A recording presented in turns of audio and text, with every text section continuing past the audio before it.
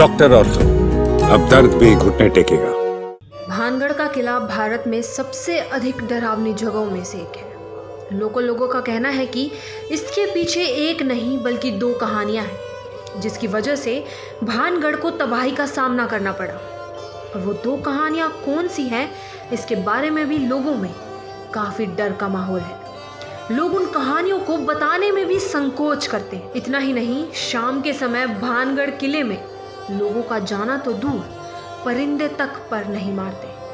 कहा जाता है कि जो लोग सूर्यास्त होने के बाद किले में गए हैं, वो लोग आज तक वापस नहीं लौटे हैं। आखिर इसके पीछे वजह क्या है, मैं बताती हूँ। इस वीडियो में मैं आपको वो दोनों कहानियाँ बताने जा रही हूँ जो इस महल को भूतिया बनाती हैं, या कहें ये कहानियाँ नहीं बल्कि सच है जो बहुत पहले घटी थी, जिसका खामियाजा आज तक भानगढ़ को चुकाना पड़ रहा है। किले को लेकर पहली कहानी बाबा बलाउनाथ नाम के एक साधु से जुड़ी है। ऐसा माना जाता है कि जिस जगह पर इस किले का निर्माण किया गया वह इन्हीं साधु की थी। ऐसे में साधु ने किला बनाने की अनुमति शर्त पर दी थी कि किला या उसके भीतर की कोई भी इमारत उनके घर से ऊंची नहीं होनी चाहिए। अगर किसी संरचना की छाया उनके घर पर पड़ी तो यह किला नष्ट हो जाएगा।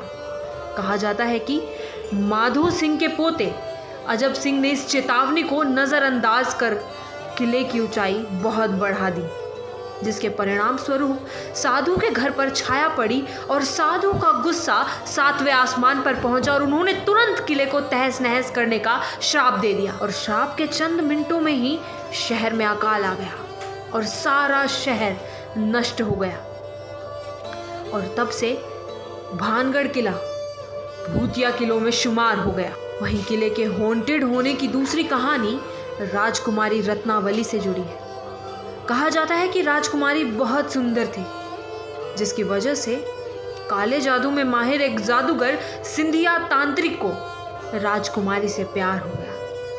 एक दिन जब राजकुमारी अपनी सहेलियों के साथ खरीदारी करने गई तो जादूगर ने उन्हें इत्र खरीदते देखा और इत्र को प्रेम औषधि से बदल दी। हालांकि राजकुमारी को जादूगर की चाल का पता चल गया और उसने औषधि को पास के एक पत्थर पर फेंक दिया, जिसके बाद वो चट्टान जादूगर की ओर लुढ़की और चट्टान से कुचलकर उसकी मौत हो गई। हालांकि मरने से पहले जादूगर ने शहर को श्राप दिया और कहा कि यह जल्द ही नष्ट हो जाएगा और कोई भी इसके परिसर में नहीं रह पाएगा। बाद में मुगल सेना ने राज्य पर हमला कर कब्जा कर लिया और राजकुमारी रत्नावली सहित किले के सभी नागरिकों को मार डाला।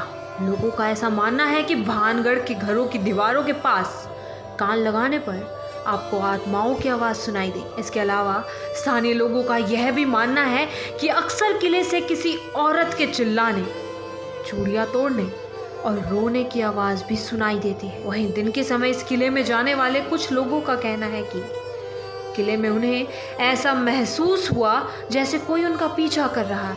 इसी तरह के डेस्टिनेशन जानने के लिए बने रहिए चैनल फॉर ट्रैवल के साथ और वीडियो को लाइक, शेयर और चैनल को सब्सक्राइब करना बिल्कुल ना भूलें। डॉक्टर ऑर्थो, अब दर्द भी घुटने टेकेगा।